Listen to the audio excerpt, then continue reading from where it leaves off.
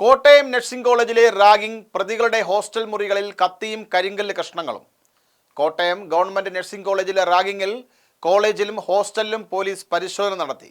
Hostel വിദ്യാർത്ഥികളുടെയും അധ്യാപകരുടെയും മൊഴി രേഖപ്പെടുത്തുന്നതും തുടരുന്നു.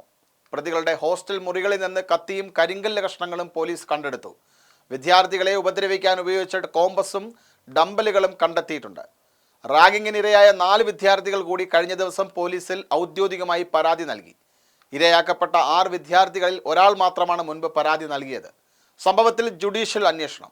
മെഡിക്കൽ വിദ്യാഭ്യാസ ഡയറക്ടറുടെ അന്വേഷണത്തിന്റെ അടിസ്ഥാനത്തിൽ ഹോസ്റ്റൽ വാർഡനായ പ്രിൻസിപ്പൽ MT സുലേഖയെയും അസിസ്റ്റന്റ് വാർഡൻ അജീഷ് P മാണിയെയും സസ്പെൻഡ് ചെയ്തു. കോളേജ് ഹോസ്റ്റലിലെ റാഗിംഗ് തടയുന്നതിലും ഇടപെടുന്നതിലും വീഴ്ച പറ്റിയെന്ന് കണ്ടെത്തിയതിനെ തുടർന്നാണ് നടപടി.